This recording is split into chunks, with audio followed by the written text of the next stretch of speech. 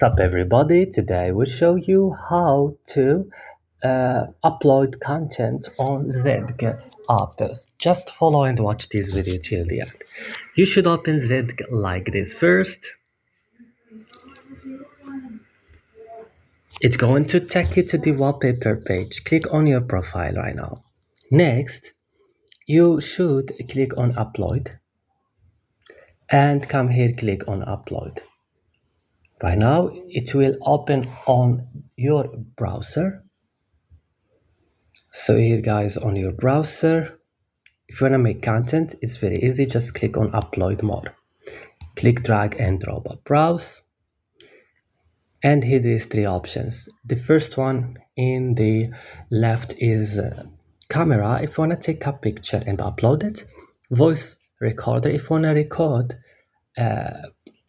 a voice recorder in this moment and upload it. And the third one is media picker, where you can choose your picture and also your ringtone or audio or videos if you want to upload it.